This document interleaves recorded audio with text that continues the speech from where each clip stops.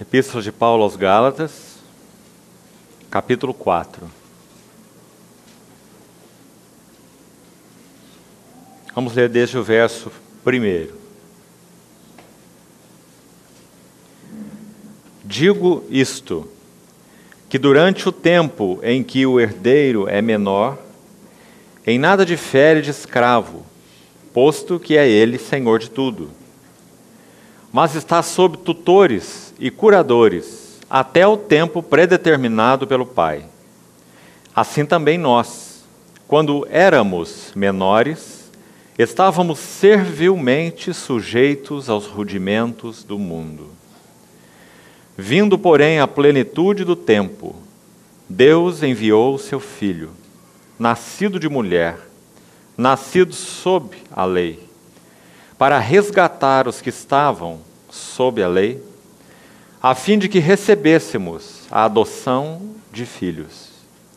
E porque vós sois filhos, enviou Deus aos nossos corações o Espírito de seu Filho, que clama, Abba, Pai.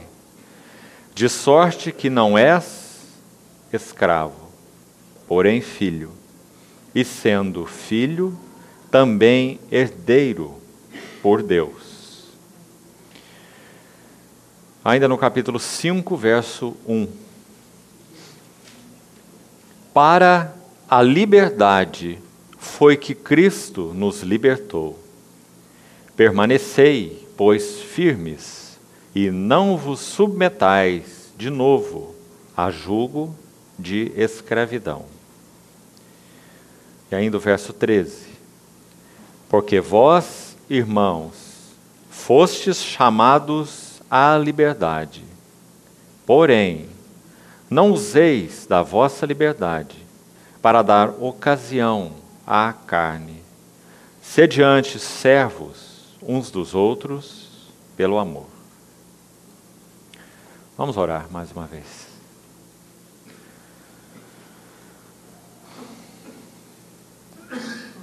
Ó Senhor, nossa dependência de Ti é tão imensa. Suplicamos ao Senhor que venha nos socorrer nessa noite de reunião. Venha abrir os olhos do nosso entendimento, rasgar o véu, para que tenhamos compreensão da Tua palavra. Tuas palavras são espírito e são vida. Queremos nos alimentar delas nessa noite, Senhor. Não queremos meramente doutrinas ou meramente ensino. Queremos que o Senhor realmente ministre ao nosso homem interior. Uma palavra Tua, Senhor, capaz de mudar a nossa história. Por isso fala ao nosso coração. Nós esperamos em Ti, precisamos de Ti. Confiamo-nos a Ti. Em nome do Senhor Jesus. Amém. Irmãos, hoje de manhã nós falamos que essa epístola tem 3 ênfases principais, por um ângulo de abordagem. Falamos que a Bíblia é tão rica que dificilmente nós estudamos algum dos seus livros, em particular as epístolas de Paulo, sem podermos fazer isso por mais de um plano de estudo, mais de um ângulo. Não é diferente com Gálatas.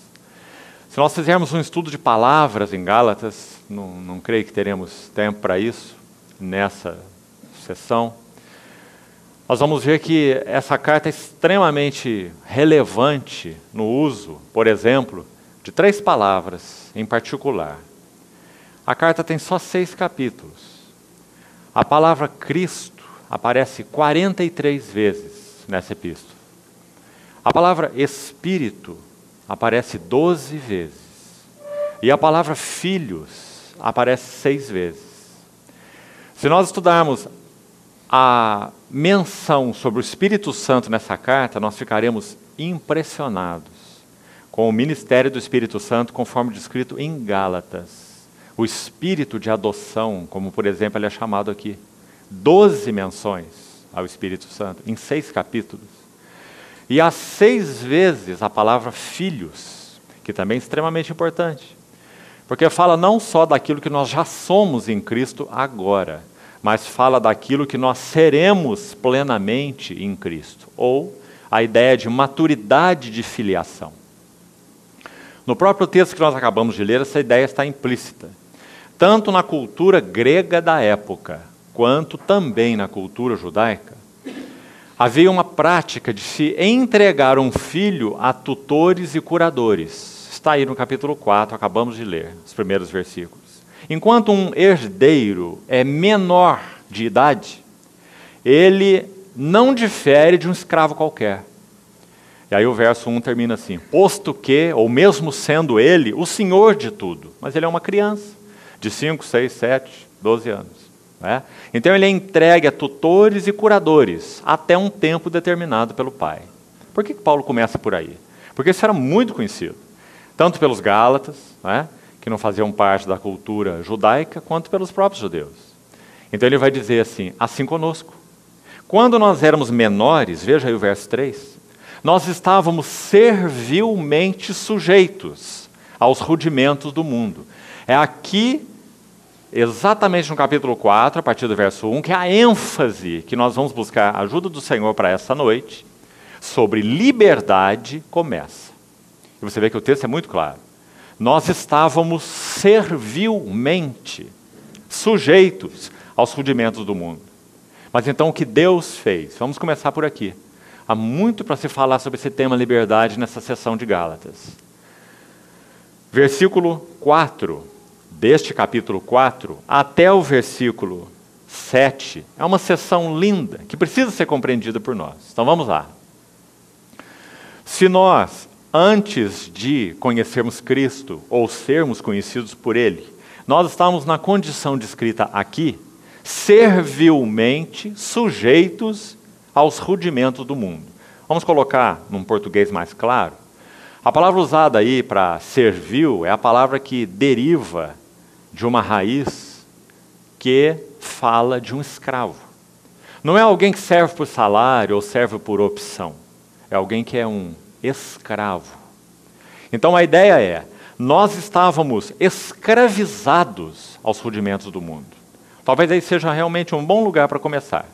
Sabe qual é o nosso primeiro engano, quando nós abordamos essa palavra liberdade? É achar que nós somos livres, por natureza. Todos nós, o homem natural, é escravo por natureza. Um dos maiores engodos do maligno é tentar nos convencer que nós somos livres. Porque nós analisamos liberdade em um conceito basicamente externo.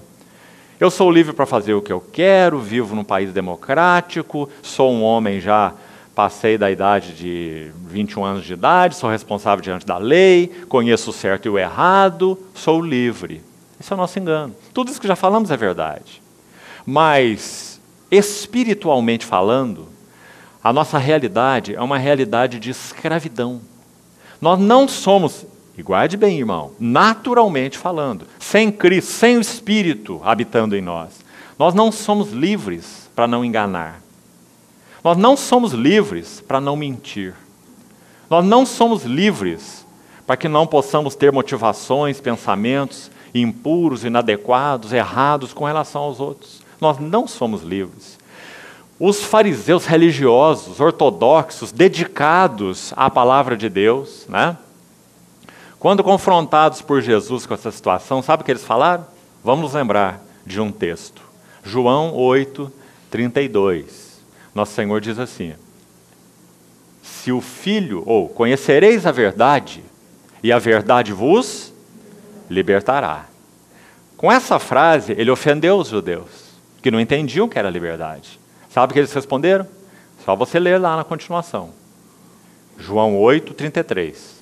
Eles vão dizer assim: nós somos descendentes de Abraão e nunca fomos escravos de alguém. Viu como eles se ofenderam? Sabe como Jesus faz a réplica para eles?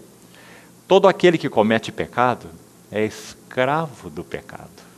Viu onde nosso Senhor foi? Ele está dizendo, eu não estou falando de coisas externas. Eu estou dizendo que vocês cometem pecado. E porque cometem pecado, provam que são escravos do pecado e que não têm opção de não pecar. Mas conhecereis a verdade, e a verdade vos libertará.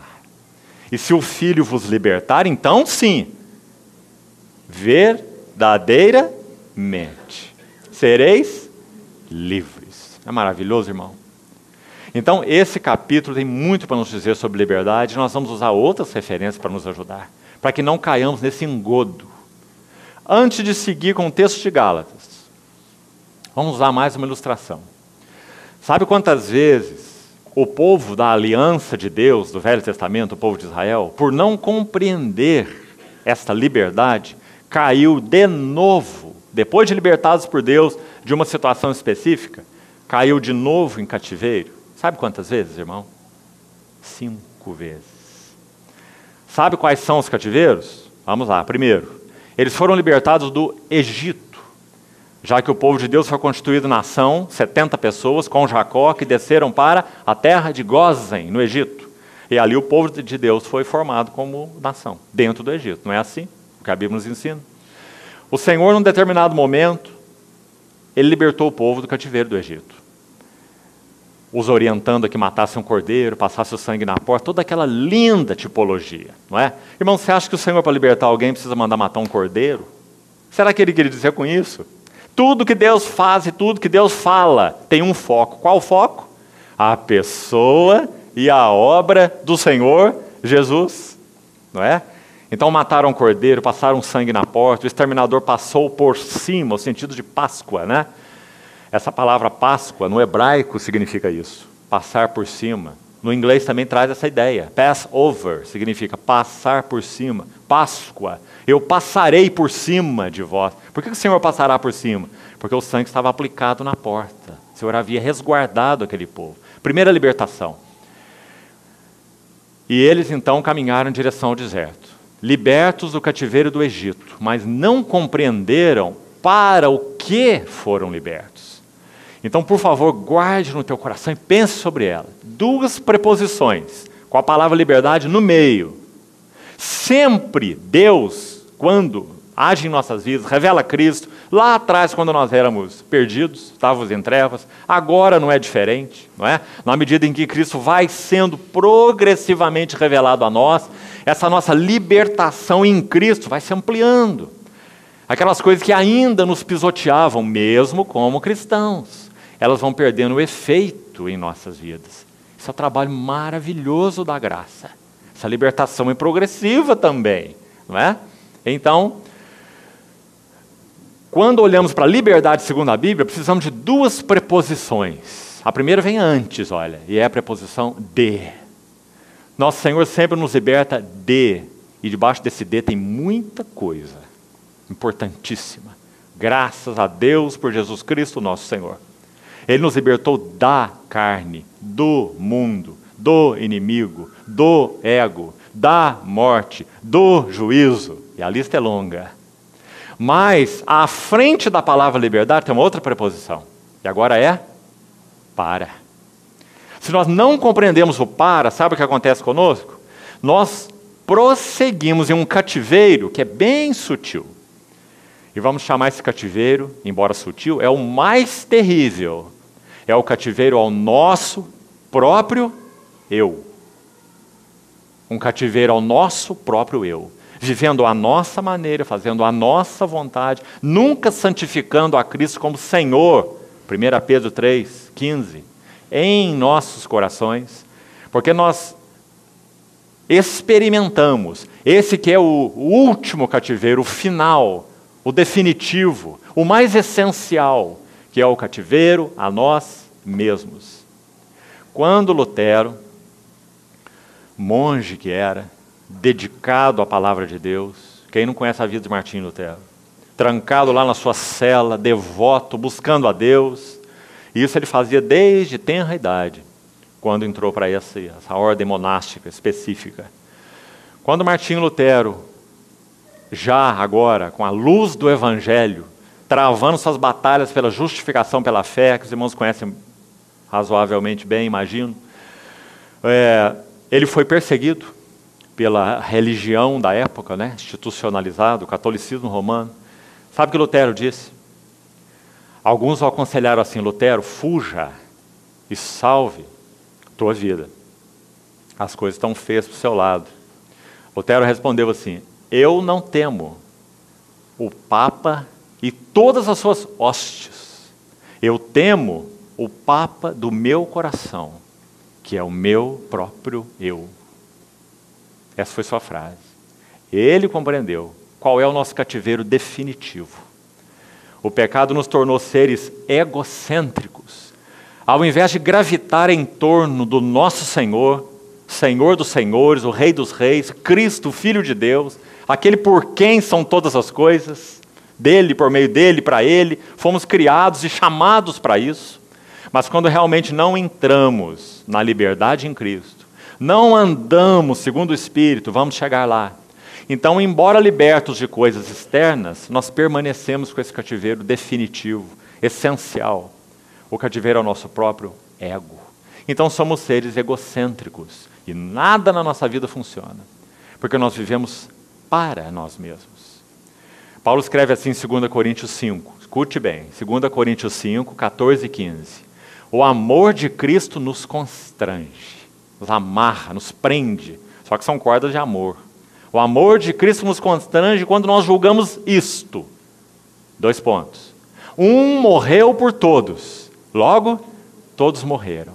E ele morreu por todos, para que aqueles que vivem não vivam mais para si mesmos, mas para aquele que por eles morreu e ressuscitou. Viu onde Paulo foi buscar de novo o cativeiro mais essencial e mais profundo?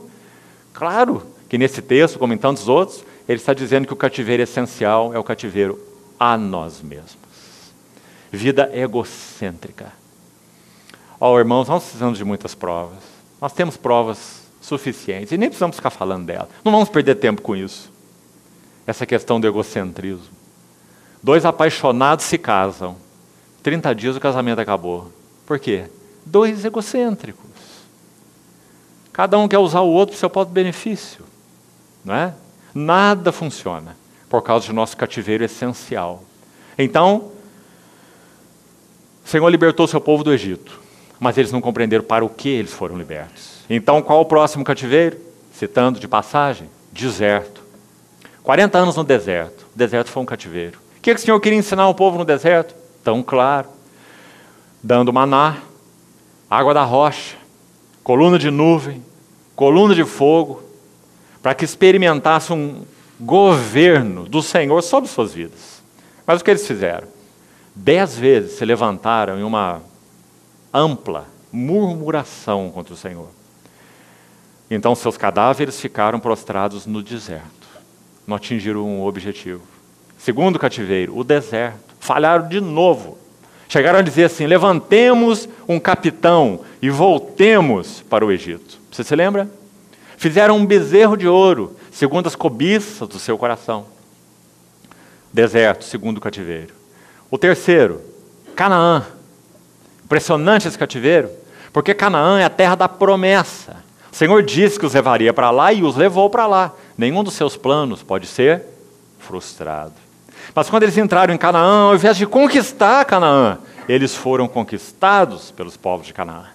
Então o Senhor 12 vezes no livro de Juízes tem que levantar juízes que faziam o quê? Eram libertadores espirituais, em primeiro lugar, não tenha dúvida, e também políticos naquela época, já que o trato de Deus com seu povo naquela época era nacional. Hoje o trato de Deus conosco não é nacional. Não existe nenhuma nação política santa aos olhos do Senhor hoje. Nenhuma. Não é? A única nação santa que o Senhor possui é a sua igreja, que não está limitada a nação nenhuma. Não é? Mas naquele tempo o Senhor tratava com uma nação específica, Israel. Então o Senhor teve que levantar 12 vezes juízes para libertar o povo espiritualmente primeiro. Como que se liberta um povo espiritualmente? Nosso irmão falou hoje pela manhã. Arrependimento. Essa é a porta para a libertação espiritual. Não existe duas, só uma. 7 vezes. Para 7 igrejas, o Senhor disse o quê no livro de Apocalipse? Arrepende-te, arrepende-te, arrepende-te. Né? Então o Senhor levantava, estamos aí no terceiro cativeiro, as nações de Canaã. O Senhor levantava os libertadores e o povo se arrependia, voltava para o Senhor, e o Senhor produzia uma libertação política. dos midianitas, dos moabitas, dos filisteus, não é? De vários povos. Mas o que acontecia com eles de novo? Um novo ciclo de afastamento do Senhor, ou apostasia. Então, quando eles se afastavam do Senhor, cativeiro de novo. Porque eles ficavam entregues a si mesmos, né? Isso aconteceu 12 vezes. Finalmente, a era dos juízes terminou. Mas os cativeiros não. Quarto cativeiro, Babilônia. O Senhor teve que mandar o seu povo para a Babilônia durante quantos anos? 70 anos. Por quê? Porque eles tinham elegido ídolos no seu coração. O Senhor estava lá pelejando pelo seu povo. Deus longânimo, Deus bendito, Deus misericordioso, Deus de aliança, que não nega a sua aliança, apesar de sua esposa ser infiel. Lembra da mensagem de Oséias? Mas o Senhor pelejando com o seu povo. E então, Babilônia 70 anos, porque eles tinham outros amantes. Debaixo de cada árvore frondosa e sobre cada monte eles levantavam um altar. Este é o nosso Deus, este é o nosso Deus, este é o nosso Deus. Ídolos, deuses estranhos. Então o Senhor como que disse assim nesse momento: vocês amam ídolos? Vocês querem ídolos? Vocês acham que ídolos têm alguma coisa então para oferecer para vocês? Então eu vou fazer uma coisa. Vou mandar vocês para a terra dos ídolos, lá de onde eles vieram, Babilônia. E lá vocês vão se encharcar com os ídolos e procurar obter deles o máximo que vocês puderem. Aí depois de 70 anos, o Senhor traz o povo de volta da Babilônia. Interessante a maneira de Deus, né? Diz a história judaica que quando o povo voltou do cativeiro da Babilônia, quarto cativeiro, nunca mais eles adoraram Deus estranho. Se seu filho tem hábito de roubar sorvete na geladeira, você não consegue fazer aquele pote de 1 quilo de sorvete durar nem um dia, porque ele é um comilão de sorvete, você esconde, tranca a geladeira, põe o código, ele descobre o código, abre a geladeira, come o sorvete. Tem uma maneira de disciplinar o teu filho. Compra um pote de 2 quilos de sorvete, coloca ele sentado na mesa, dá uma colher e diz: agora você vai acabar com o pote. Não é? Ele nunca mais vai fazer isso com o pote de sorvete. Foi isso que o Senhor fez quando enviou o povo para a Babilônia. Vocês querem ídolos? Vão para a terra dos ídolos. E fiquem lá 70 anos. E veja que os ídolos podem dar para vocês. Quando terminou os 70 anos, o Senhor traz o povo de volta. O povo merecia, irmãos? Não, não merecia nada. Mas Deus é um Deus de aliança. Ah, que lindos versículos que dizem assim: eu pleitearei convosco, e ainda mais pleitearei. Maravilhoso, não é? Aquele livro de Osés é tão lindo. O Senhor pede a Osés para se casar com uma prostituta. Ele vai dizer: olha, vocês estão vendo na figura do profeta? O profeta é minha figura, e a mulher dele é figura de vocês. É isso que vocês são como nação. E o Senhor continuou pleiteando com eles e dizendo: meu povo está sendo enganado, porque eles faltam entendimento. Conheçamos e prossigamos em conhecer o Senhor. São as palavras de Oséias. Que lindo aquele capítulo 11 de Oséias, um dos capítulos mais lindos do Velho Testamento. Oséias 11. Quando Israel era um menininho, eu o amei, e do Egito eu chamei o meu filho. Quanto mais eu os chamava, tanto mais eles se iam da minha presença. Veja, irmãos, o coração de paixão do nosso Senhor. Eles sacrificavam a Baalins. Baal no hebraico significa Senhor. Baalins é o plural, senhores. Sacrificavam a Baalins, senhores, amantes, e queimavam incenso para as imagens de escultura. Ele fala: mas eu ensinei Efraim a andar, tomei-os nos meus braços. Isso é Deus falando, irmãos. Mas eles não perceberam que eu os curava. Curava do quê? Da sua idolatria. Atraí-os com cordas humanas e com laços de amor. Escute agora. E eu fui para eles como quem alivia o jugo de sobre as suas queixadas. Mas eles não quiseram. Não é linda essa figura? Alivia jugo da queixada, mas eles não quiseram. O Senhor está dizendo: eu era para eles a liberdade, mas eles não quiseram. Não entenderam para o que foram chamados. Não voltarão para o Egito, mas o assírio será seu rei, porque recusam converter-se. recusam converter-se. Oséias 11.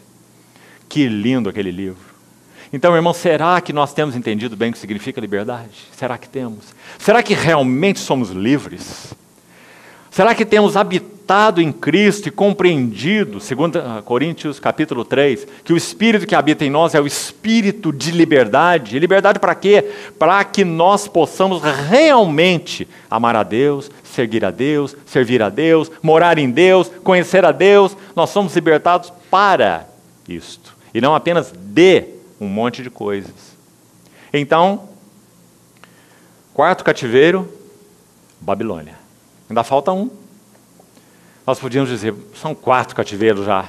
O povo já aprendeu até que os ídolos não são nada. O povo judaico, da aliança de Deus no Velho Testamento. Será que precisa de mais um? Precisou de mais um. Quando o Verbo encarnado, o Filho de Deus, aquele que disse, eu sou o caminho, a verdade e a vida, aquele que disse que nós já falamos, se o Filho, que é Ele mesmo, vos libertar, verdadeiramente sereis livres. Mas eles não o reconheceram.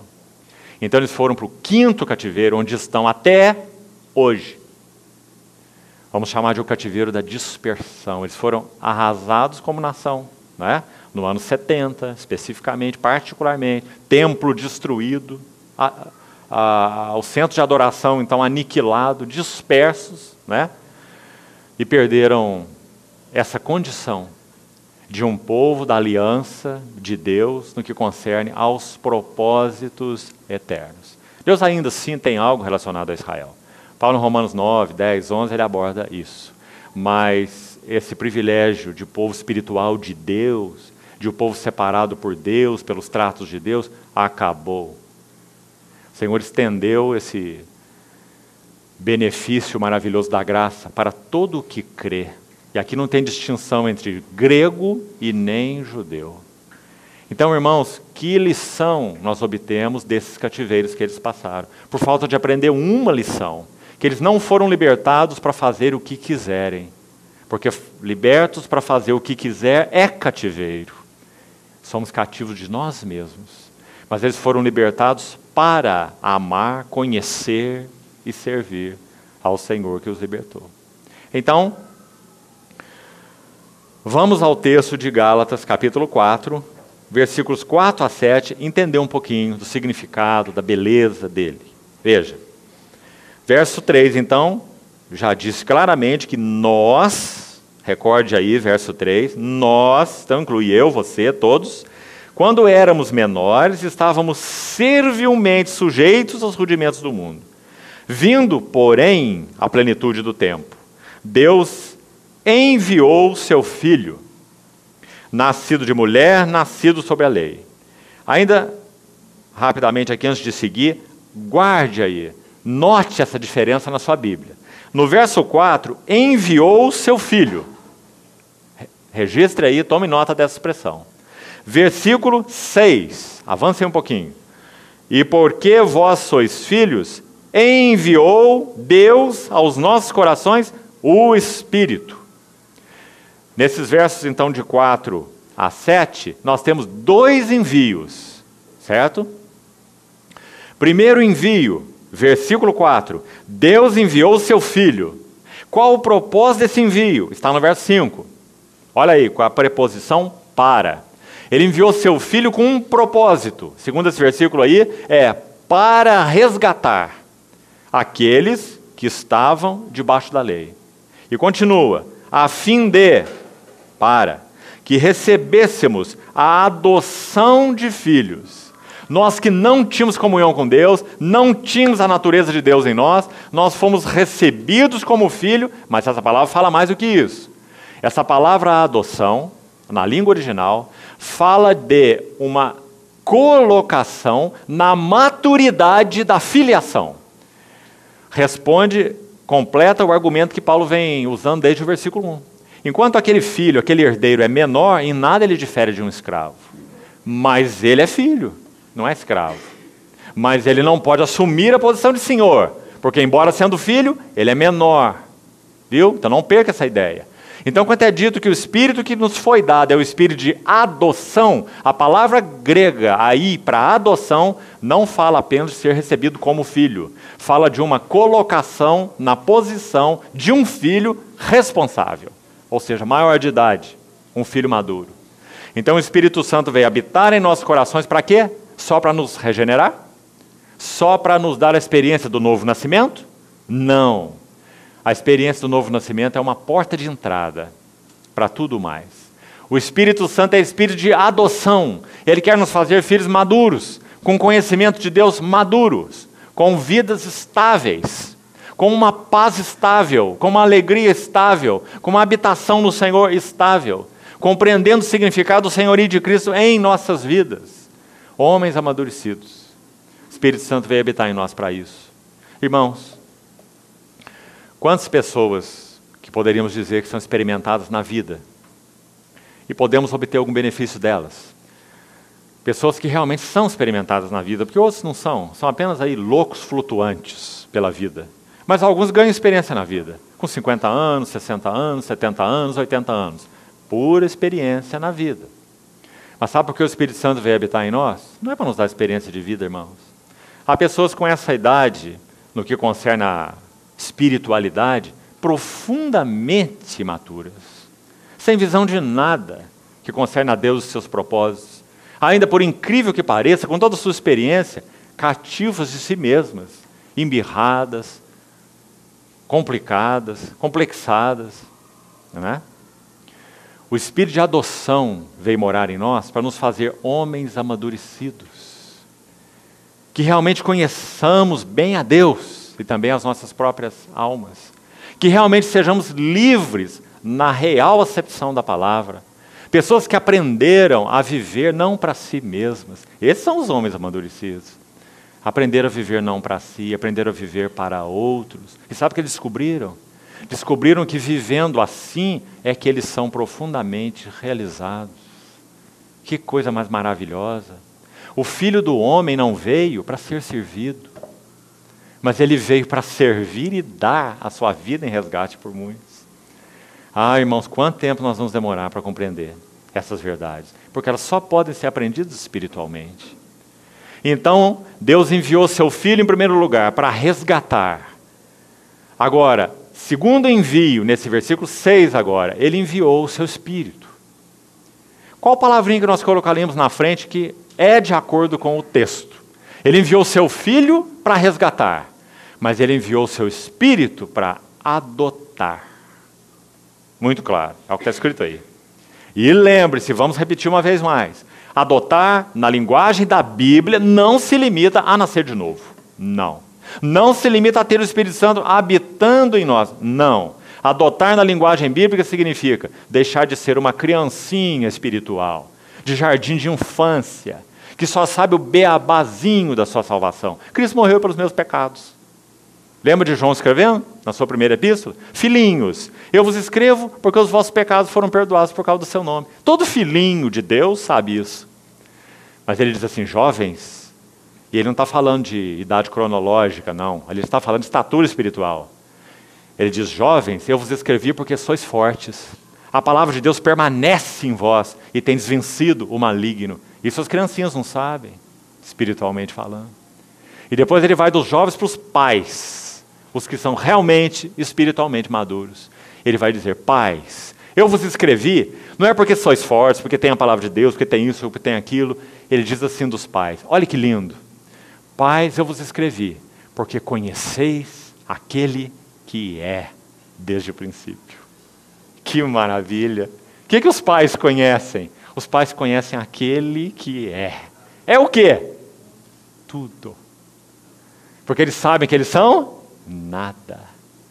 Ah, isso é maturidade espiritual. A criancinha não é assim. A criancinha veste lá o macacão do Homem-Aranha, e se não tomar cuidado, ele sobe na parede. Não é? Veste o do super-homem, se não tomar cuidado, ele pula pela janela. Não é verdade? Esses são os filhinhos. E esses somos nós, irmãos. Somos nós. De modo geral, na nossa vida cristã. Mas o espírito de adoção veio morar em nós. Para nos fazer filhos maduros. Olha que lindo João coloca isso. Escute bem, 1 João 3. Vede que grande amor nos tem concedido o Pai, a ponto de sermos chamados filhos de Deus. E de fato somos filhos de Deus. 1 João 3. Mas ainda não se manifestou, João continua, o que havemos de ser. Mas quando Ele se manifestar, nós seremos semelhantes a Ele, porque haveremos de vê-lo como Ele é. O que João quer dizer com essas palavras? Agora nós somos filhos de Deus. E o que nós seremos, será? O que nós seremos? O que o Espírito Santo está fazendo em nós? Quem sabe Ele está trabalhando em nós para nós passarmos de filhos de Deus para anjos. O que você acha? Não é? Nós nos tornamos anjos. Não. Segundo a Bíblia, o Espírito Santo veio morar em nós, nos fazendo filhinhos de Deus, e agora Ele vai nos ensinar, conhecendo o Senhor, habitando em Cristo, tendo a palavra profundamente trabalhando em nosso coração, a cruz trabalhando em nossas vidas. Ela é o caminho de Deus para nos livrar dessa vida feia, que se chama eu. Deus tem um instrumento para nos livrar do eu, a cruz. Então Ele vai trabalhando a cruz em nossas vidas, pela palavra e pelas circunstâncias. São os dois instrumentos da cruz. A Bíblia, palavra de Deus, que é uma espada afiada de 2 gumes que penetra e divide. Esse é o primeiro aspecto do trabalho da cruz. E o outro são as circunstâncias, para nos quebrar, para nos levar a ver quem nós somos, mostrar as feiuras de nosso coração. Mas graças a Deus, seria isso um sanatório espiritual se fosse só isso, né? Uma loucura, um hospício. Mas não é assim. Na medida que o Espírito Santo vai lançando luz sobre a feiura do nosso coração, sabe o que mais que Ele faz? Obra paralela. Ele lança luz sobre a beleza do nosso Senhor Jesus. E aí então, na linguagem de Gálatas 4,19, meus filhinhos, olha a palavra, meus filhinhos, olhe Gálatas 4,19, meus filhinhos, no grego teknós, filhos que mamam, criancinhos de peito, pequenininhos, meus filhinhos, por quem eu de novo sofro as dores de parto. Olha como é que Paulo se via para com os Gálatas, uma parturiente. Ele já tinha sofrido por eles, quando eles foram gerados em Cristo. Agora ele sofre de novo. E nós já falamos de manhã por que ele sofre de novo.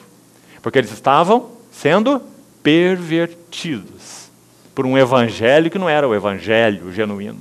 Não é? Então Paulo fala, eu sofro de novo dores de parto. Agora preste atenção no propósito. Até que Cristo seja, falta uma palavra aí na nossa tradução, é a palavra plenamente, até que Cristo seja plenamente formado em vós. Um menininho, criancinho de peito, espiritualmente falando, não tem Cristo formado nela. Tem a vida de Cristo nela, mas não tem Cristo formado nela. Será que nós podemos dizer que um menino pequeno, menor, ele tem caráter? O que você acha? Não tem. Caráter é o produto final de vida mais disciplina. Igual a caráter. Uma criança pequena não tem caráter. Ela tem temperamento, personalidade. Ou seja, ela faz o que ela quer. E se for deixada a si mesmo, sai de baixo. Não é? Porque ela não tem nenhum caráter. Ela tem vida? Tem. Mais do que isso, ela tem a tua vida. Assim também nós temos a vida de Deus, que nos foi dada de graça, pela fé em Cristo Jesus, que nos alcançou. Mas e o caráter? Onde está o caráter de Cristo nos santos? Por que nós santos não temos o caráter de Cristo? Por que não temos vitória sobre o pecado constante? Por que não temos paz perene? Por que não temos segurança absoluta? Porque nós não conhecemos aquele que é desde o princípio. Quem sabe somos filhinhos. Estamos aí só nos alegrando porque nossos pecados foram perdoados. Isso é tudo que nós sabemos. Quem sabe não somos nem jovens, não somos fortes. Não temos a palavra de Deus permanecendo em nós. E não vencemos o maligno. E muito menos pais. Mas, voltando a Gálatas, o espírito de adoção, irmão amado, mora em você, se você é um crente genuíno. Creu no Senhor Jesus, realmente. O Espírito Santo mora em você. E Ele é o Espírito de adoção. Irmão, isso explica muita coisa na nossa vida cristã. Explica quase todos os nossos incômodos como cristãos. Espírito Santo é aquele que vai nos incomodar, dizendo, olha, não está bom para você e nem para mim. Você é um bebê espiritualmente. Você se alegra só no perdão dos teus pecados. Você está no limiar da porta do castelo. Você não conhece os quartos, você não conhece a sala de jantar, você não conhece a sala de tesouro, você não conhece nada. Está só na porta. Então a nossa vida é irregular, não é? Nós temos gozo e perdemos o gozo, temos paz e perdemos a paz, andamos de uma maneira num dia, de outra maneira no outro, somos temperamentais, guiados por humor. Que horror, irmãos. Tudo isso porque o Espírito que veio morar em nós não encontra lugar em nós para fazer o que ele veio fazer. O que ele veio fazer? Cristo formado em vós. Deixa eu te mostrar, antes de seguir, 3 frases para os irmãos aqui em Gálatas, lindas, e olha como elas se completam. Volte ao capítulo 1, por favor. Capítulo 1, versículo 15 e 16.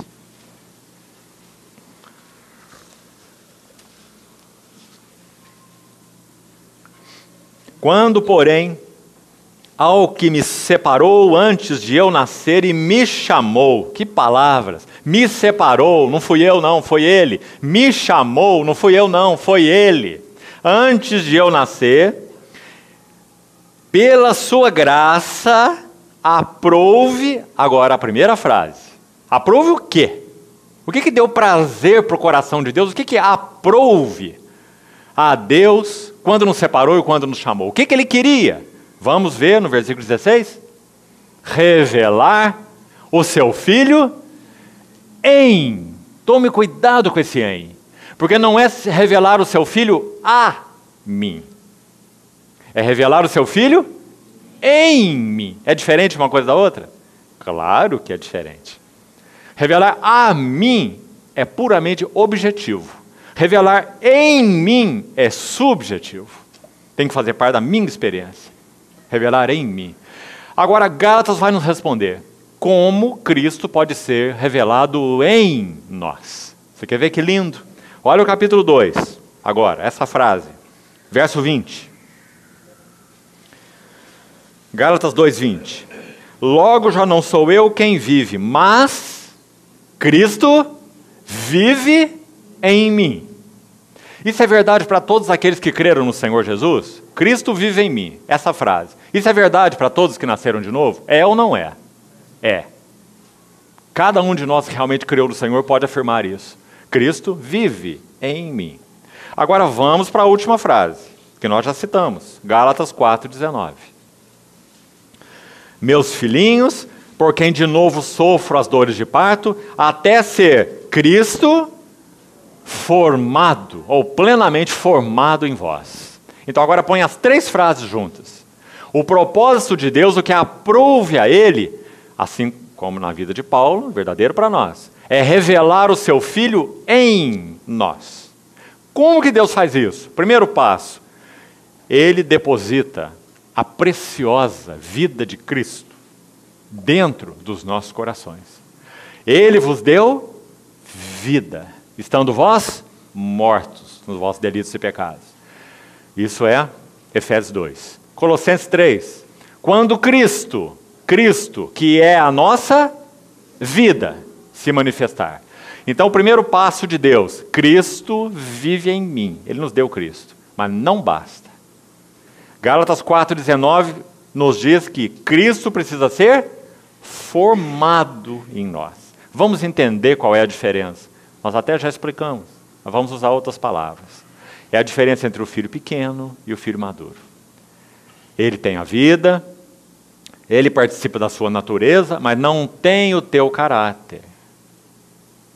À medida que essa vida vai sendo disciplinada, discipulada, entenda disciplina aqui no sentido positivo, viu?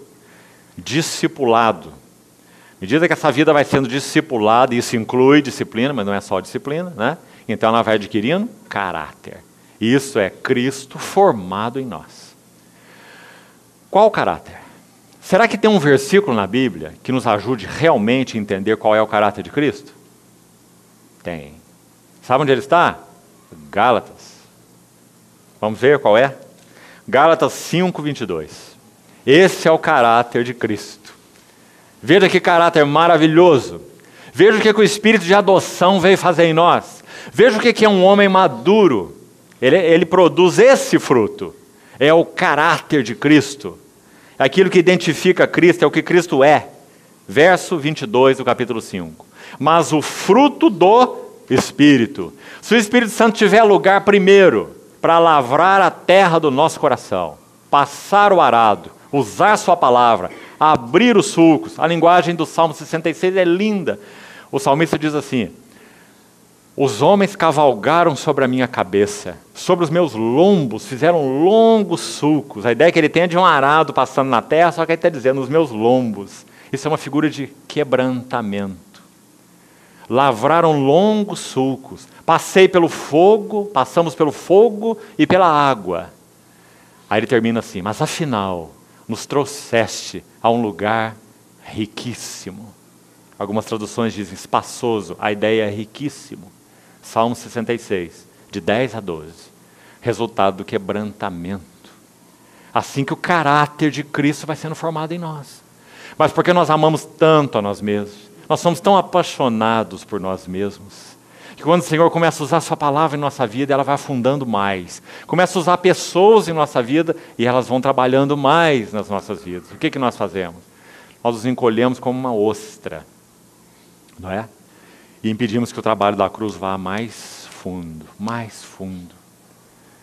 Uma serva do passado disse assim: nós cristãos precisamos desesperadamente aprender a nos ajoelhar e a beijar a mão que trata conosco. A mão que trata conosco. Oh, bendito Deus. Ele tem feito isso em nossas vidas. Mas qual tem sido a resposta dos nossos corações, irmãos? É isso que vai determinar se nós somos bebezinhos de peito, criancinhas, ou se somos jovens, ou se somos pais. Para repetir a frase que nosso irmão tem usado, mas agora eu quero trazer isso para o sentido espiritual. O mundo precisa de pais, realmente precisa de pais. E mais do que pais naturais. Precisa desses pais de 1 João 2. Pais, eu vos escrevi. Colunas no santuário de Deus, que realmente representem Cristo. Qual é o caráter de Cristo? Vamos ler? Amor. Que lindo isso vir primeiro, né? Porque é um resumo de tudo mais. Amor, ágape, incondicional. Não é amor de troca, amor de barganha, amor egoísta, amor que pensa em si. O fruto do Espírito é amor, alegria. Ah, que lindo ver a alegria aqui. Sabe o que uma serva de Deus do passado disse? A alegria é marca de maturidade. Que frase maravilhosa. Só sendo maduro espiritualmente para falar uma frase dessa. Porque nós descrevemos alegria de qualquer jeito, menos desse. A alegria é ter promoção no trabalho, ganhar um dinheirinho a mais, é tirar férias, é curtir a vida, é ter um carro melhor, né? É ter um marido bom, filhos obedientes. Alegria é marca de maturidade. Resultado daqueles que encontraram tudo em Deus. Salmo 43. Envia, Senhor, tua luz e a tua verdade, para que me guiem e me levem ao teu santo monte e aos teus tabernáculos. Então irei ao altar de Deus, que é a minha grande alegria. Isso é maturidade espiritual. Encontrar em Deus sua alegria. Paulo escreve aos Filipenses: alegrai-vos sempre no Senhor. Não é? Porque a alegria, segundo a Bíblia, não depende de circunstâncias. Nenhuma, nem relacional, nem material, nem nenhuma circunstância. Terceiro elemento, paz. Paz. Está aí outra coisa que na nossa vida vem e vai, né? Ah, nós somos muito turbulentos, muito complicados. Nossa paz só dura enquanto as coisas de fora estão arrumadas. Basta mexer nelas e a paz vai junto. Por quê? Porque nós somos bebezinhos espiritualmente. Enquanto a chupetinha está com o bebezinho, ele tem paz. Tire a chupetinha para você ver o resultado. Esses somos nós. Não deveríamos ser. Nossa paz não é a chupetinha, não é? Efésios 2, porque Ele é a nossa paz. Ele é. Ele não dá a paz, Ele é a nossa paz. E assim ele segue. Longanimidade. Sabe o que essa palavra significa? Fala de uma bomba aqui e um pavio nela. Nós, se não crescemos em Deus, nosso pavio tem 1 centímetro. Você acende a bomba, não consegue nem correr. Ela explode na hora que você acendeu. Mas quando nós amadurecemos realmente, e Cristo é formado em nós, essa corda fica longa. Longânimo. Então dá tempo de você apagar tranquilo esse pavio antes da bomba explodir. Longânimos, são uma característica maravilhosa de Deus. Segundo a Pedro 3, ele diz assim: Deus é longânimo, não querendo que nenhum de vós se perca. Mas nós perdemos a paciência com o nosso cônjuge por uma atitude, por uma palavra, por um olhar, algumas vezes, não é? Bebês espirituais, bebezinhos. Longanimidade, benignidade e bondade. Sabe qual a diferença entre os dois? Ser benigno fala de uma disposição interior, ou seja, de uma atitude, e bondade um ato. Atos são consequência de atitudes. Atitude é algo interno, ato é algo externo. Então, ser benigno é uma condição interior, e ser bondoso é uma expressão exterior. Benignidade, bondade, fidelidade, mansidão e domínio próprio. Realmente são 9 palavras especialmente escolhidas pelo Espírito Santo, para mostrar o que o Espírito de adoção veio fazer em nós. Aí vamos fazer uma pergunta? Se o Espírito Santo habita em nós realmente, irmãos, e tem tido lugar para trabalhar, o mínimo que seja no nosso coração, nós vamos responder sim a essa pergunta. E a pergunta é o seguinte: nós queremos que as características sejam reais em nossa vida? Nós queremos. Sabe por que nós queremos? Porque o Espírito Santo mora em nosso interior. E Ele é o Espírito de adoção. Ele quer nos fazer filhos maduros, e não menininhos e menininhas em Deus. Louvado seja o Senhor. Então, em Gálatas, nós estamos vendo qual é o caminho da liberdade. O caminho da liberdade não é apenas ser resgatado pelo envio do Filho de Deus. Esse é o primeiro envio. Mas liberdade é ser adotado pela presença do Espírito de Deus. Maravilhoso. Ou seja, esse Espírito é de adoção, vem morar em nós para nos fazer maduros. E aí está a nossa liberdade. Vamos sempre enfatizar isso e guardar isso. Enquanto formos bebezinhos, somos cativos. Somos escravos de nós mesmos. Egoístas, interesseiros, egocêntricos. Vamos voltar ainda uma página a mais aí, já está na hora de irmos terminando. Amanhã, de manhã, se o Senhor permitir, falamos sobre santidade, que é a última sessão. Mas ainda temos um pouquinho aqui, mais uns 5, 10 minutos no máximo, e vamos concluir. Capítulo 5 agora, de Gálatas.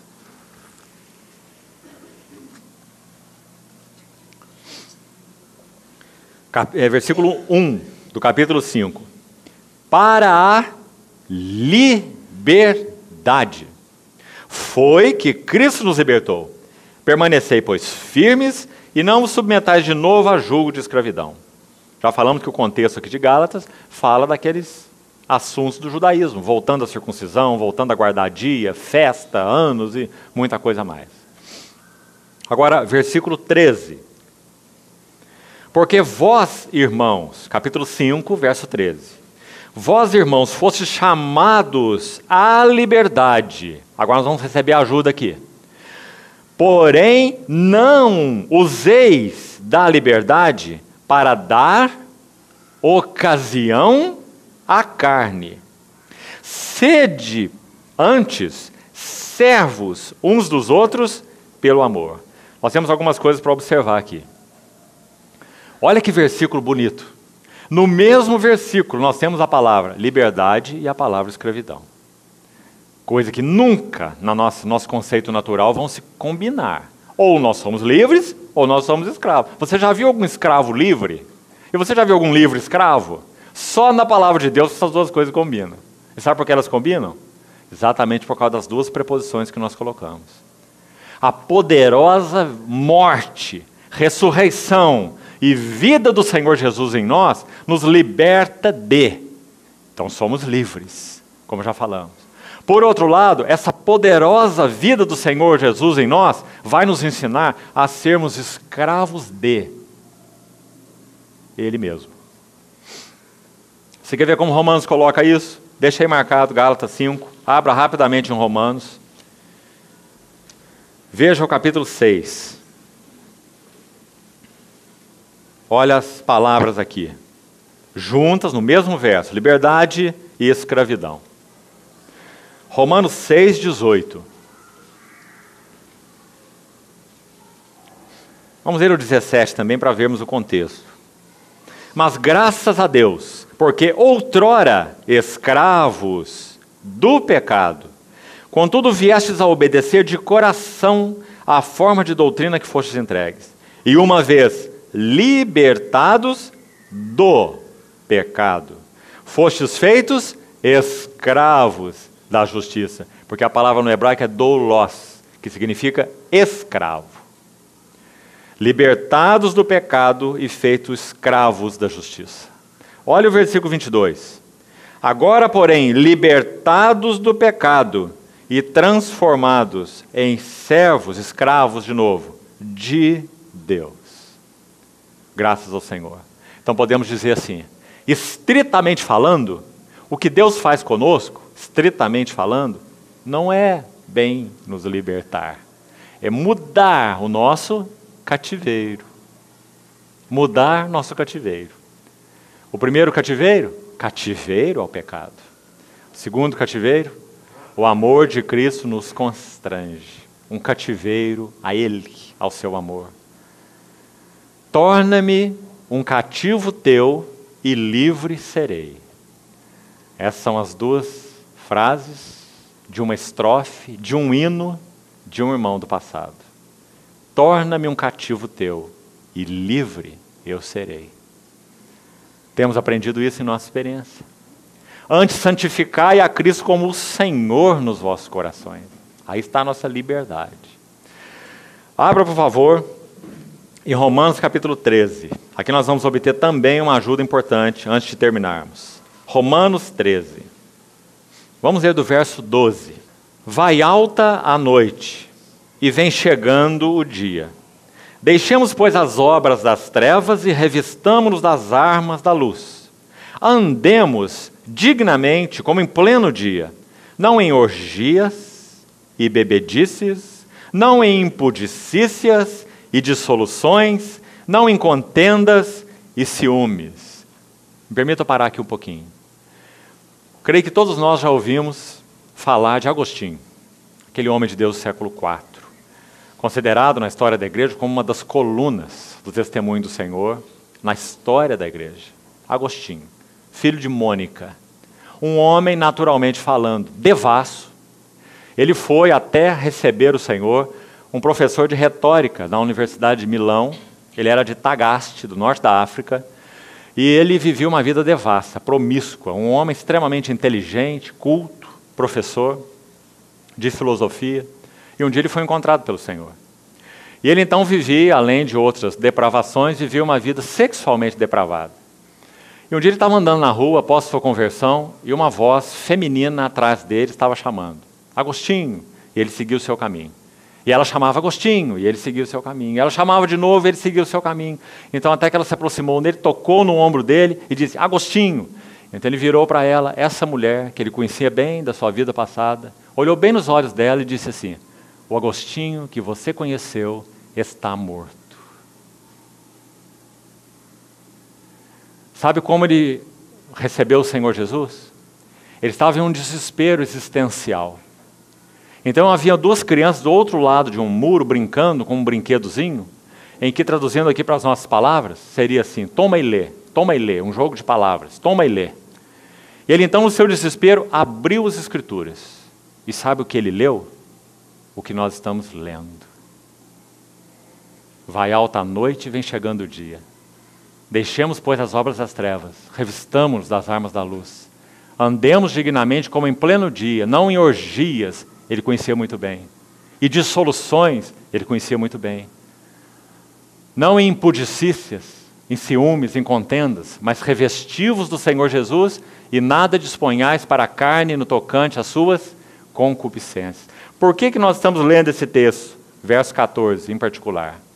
Olha o que diz lá em Gálatas 5, verso 13, onde nós estávamos. Veja lá de novo, por favor. Gálatas 5, 13. Porque vós, irmãos, fostes chamados à liberdade, porém não useis da vossa liberdade para dar ocasião à carne.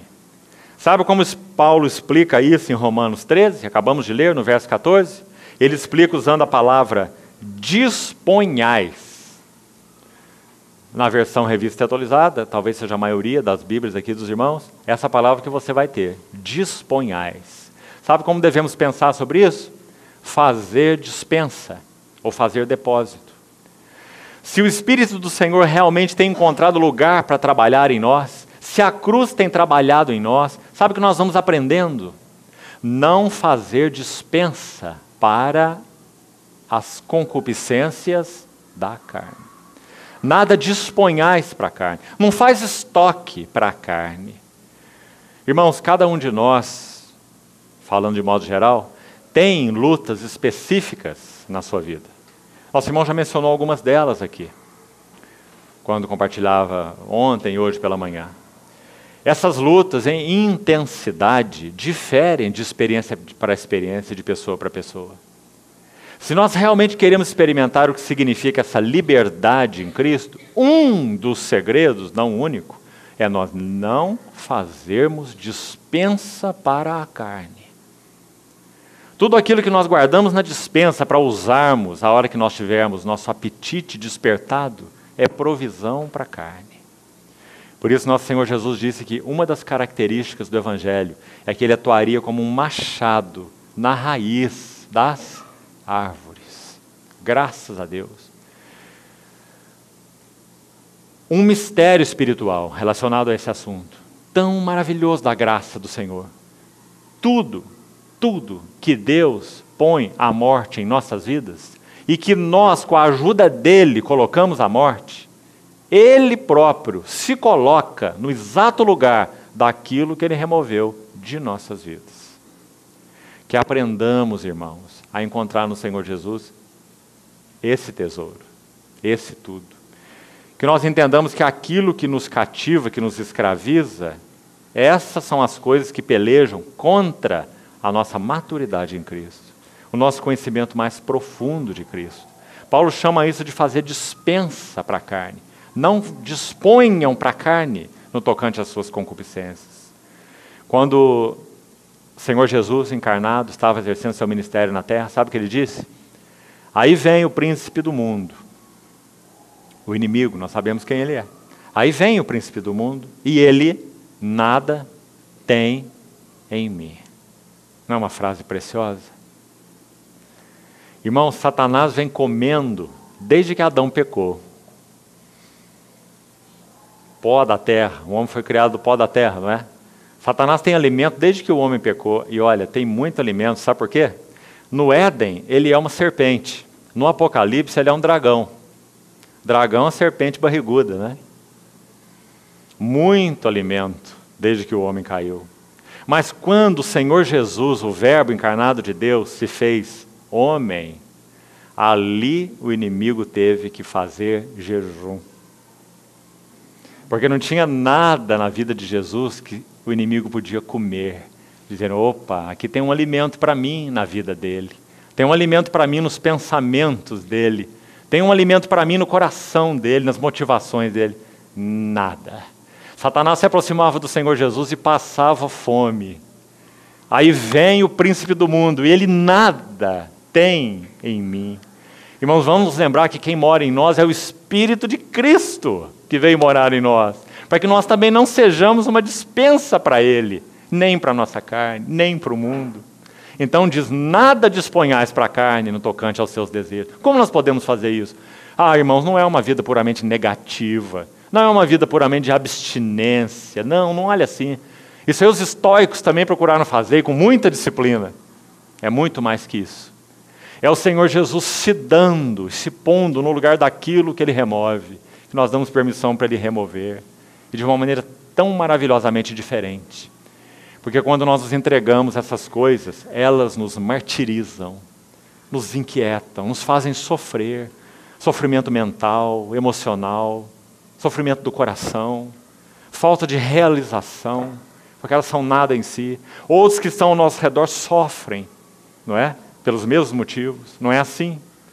Mas com relação ao Senhor Jesus, quando nós não fazemos dispensa para a carne, e o Senhor se coloca no lugar daquilo que antes nos satisfazia, que plenitude, que deleite, que descanso, que realização e que bênção para outros. Nada disponhais para a carne. Irmãos, tudo que a Bíblia diz, ela nos equipa com poder para fazer. Bendita palavra. Ela não é livro de regra, manual de instrução, não é? O que a Bíblia diz está habilitado com poder para ser cumprido em nossas vidas. Então, se ela diz, não disponha de nada, e nós agarramos essa palavra como palavra de Deus, ela tem poder em si mesma para operar em nossa vida. Porque as palavras que eu vos tenho dito são espírito e são vida. Graças a Deus. Não é? Então, que aprendamos isso, irmãos. Esse é o caminho da liberdade. Olha que interessante. A palavra usada aqui, em Romanos 13, 14, revesti-vos do Senhor Jesus e nada disponhais. A palavra disponhais. A ideia é dar ocasião para a carne. Ela só aparece uma única outra vez no Novo Testamento. Interessante quando isso acontece. Você conjuga aí as duas menções para você ter um bom entendimento do que o texto quer ensinar. O que é dispor para a carne? Como está escrito aqui em Romanos 13, 14.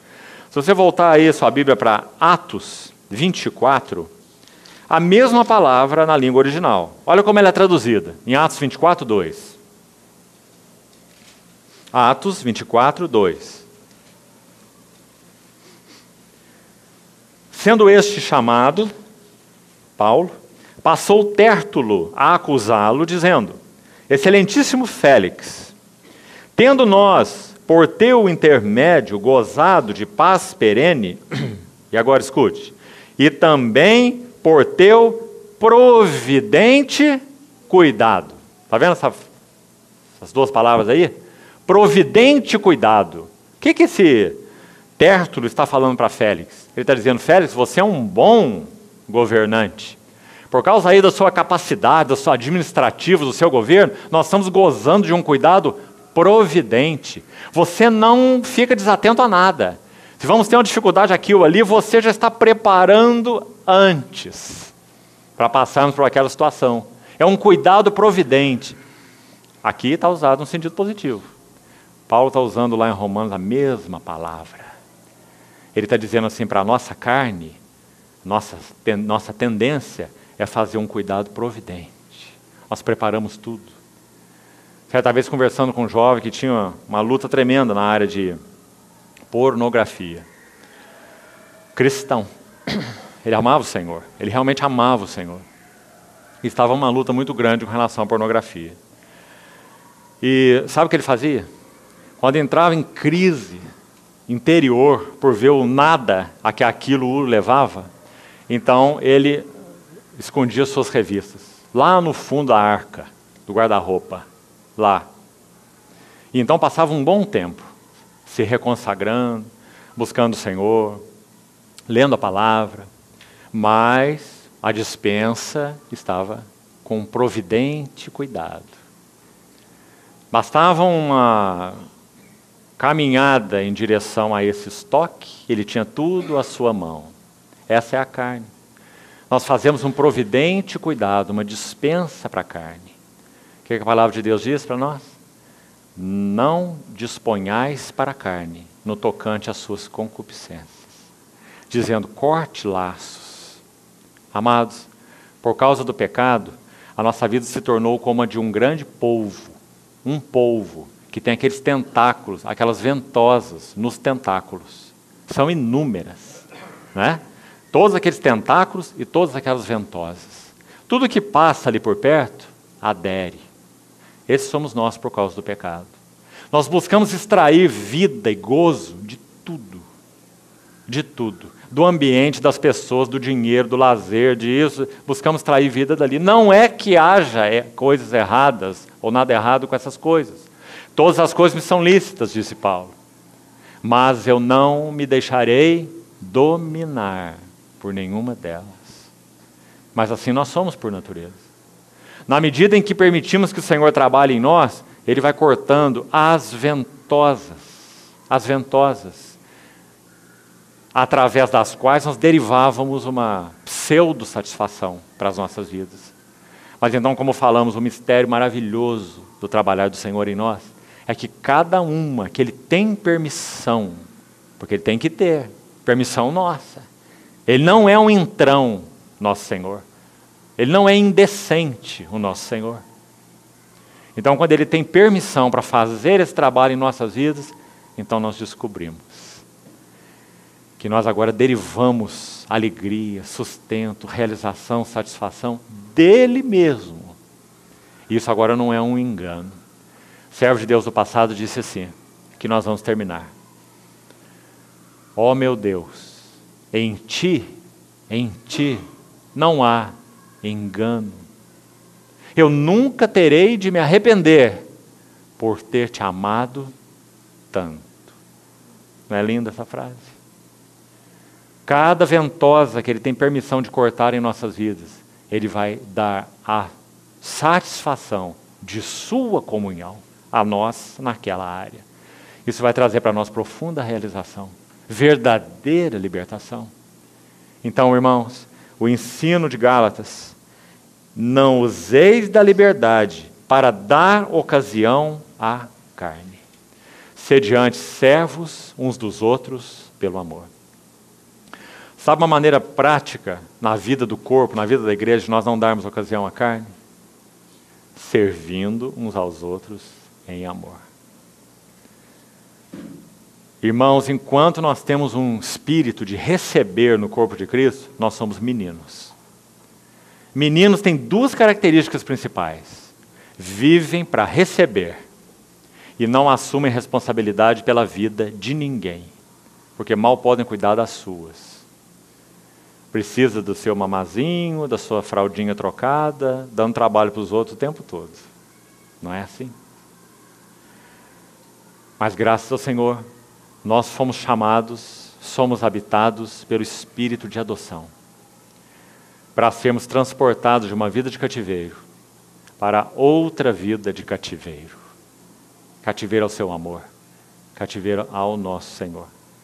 Então o ensino de liberdade dos Gálatas passa por todos esses contornos. Que o Senhor nos ajude a compreendê-los, irmãos, e vivermos realmente o que isso significa em nossas vidas. Amanhã, com a ajuda do Senhor, nós vamos estudar a última sessão. Uma palavra que traz um equilíbrio lindo para essas duas. Não apenas graça, não apenas liberdade, mas santidade. Fomos chamados à santidade. O que é santidade? O Senhor nos ajude a ver isso com mais clareza, então, amanhã. Irmãos, nossa oração é que o Senhor encontre, ao final desse tempo de comunhão na palavra, lugar para perscrutar nossos corações. Certamente, nós precisamos oferecer para Ele as chaves de nosso coração. Nosso coração é como um quarto secreto, que não temos coragem para abri-lo por nós mesmos. Precisamos de uma outra mão segurando na nossa. As chaves desses compartimentos precisam ser entregues voluntária e deliberadamente para o nosso Senhor. Que maravilhoso companheiro de jornada nós temos o nosso Senhor Jesus. Ele espera apenas que nós coloquemos as chaves. E dizer, Senhor, eu tenho vergonha desse ambiente, mas ele precisa ser aberto. O Senhor dispõe sua mão para tomar a nossa, para nós então abrirmos esse ambiente. Então nós vamos experimentar o texto que nós citamos do Salmo 43. Envia tua luz e tua verdade, para que me guiem e me levem ao teu santo monte e os teus tabernáculos. É só a partir daí que nós começamos a experimentar a libertação. Até então nós estamos no engodo de que nós somos livres, no engodo de que está tudo certo conosco, no engodo de que nós estamos aí o tempo todo trazendo pecados ao Senhor e certos de que o sangue nos purifica de todo pecado. E é isso que o sangue faz mesmo. Mas lembre-se, isso são os filhinhos. Os filhinhos só vão até aí. Nunca experimentando realização plena, porque não tem um caráter formado. Então peçamos ao Senhor juntos que Ele nos ajude e tenhamos coragem em Cristo para depositarmos as chaves na mão dele. E pedimos, Senhor, espanta esses animais peçonhentos que estão dentro do meu coração, que me envergonham, que me dão falta de paz, de realização, de descanso, que me torne imaturo. Vamos orar ao Senhor antes de sairmos, para que o Senhor realmente encontre acesso em nossos corações. Se Ele já tem encontrado em muitos aqui, encontre acesso mais amplo, acesso incondicional, acesso pleno. Sonda-me, ó Deus, e conhece o meu coração. Prova-me, ó Deus, e conhece os meus pensamentos. Vê se há em mim algum caminho mau e guia-me pelo caminho eterno. Ah, irmãos, tão disponível para nós. Vamos orar juntos ao Senhor.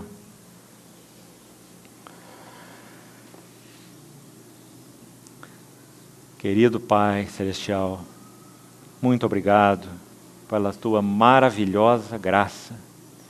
Muito obrigado pela habitação do Teu bendito e fiel Espírito Santo. Ah, Senhor, nós não merecíamos nada, nós não tínhamos nada, nós éramos tolos, enganados. Obrigado porque o Senhor revelou a luz do Teu rosto para nós. E viemos a Te conhecer, tê-lo em nós como nossa vida. Senhor, nossa oração agora é para que o Senhor envie a Tua luz, sim, e a Tua verdade, para que nos guiem. Senhor, exponha o nosso coração uma vez mais na Tua presença e mantenha-o assim, debaixo de Tua luz. Ah, Senhor, nós oramos para que sejamos companheiros de jornada Teu. Guia-nos nesse caminho eterno. Queremos ser Teus companheiros, Senhor. Remove de nós aquilo que não é compatível com o Senhor. Aquilo que não apenas entristece Teu Espírito, mas também nos entristece. Aquilo que não apenas não Te realiza, mas não nos realiza. Ajuda-nos, Senhor. Tu és um maravilhoso Salvador. Nós oferecemos a Ti, Senhor, de uma maneira renovada, nossos corações nessa noite. Para que o Senhor tenha um acesso mais profundo. E nós encontremos em Ti um maravilhoso libertador que Tu és, o vencedor. Senhor, nos salva de uma vida egocêntrica. Salva-nos. Queremos viver não para nós mesmos, mas para aquele que por nós morreu e ressuscitou. Bendito Deus, Te louvamos porque nos tens dado a oportunidade de renovar-nos, nossa entrega, rendição a Ti juntos nessa noite. Ah, Senhor, continua falando ao nosso coração. Queremos ir para as nossas casas com o frescor da Tua palavra dentro de nós. Ah, que alegria, ah, que gozo, ah, que paz sermos Teus, Senhor. E não temos nuvens entre a Tua face e a nossa face. Ah, Jesus, obrigado. Porque onde há o Espírito do Senhor, aí há liberdade.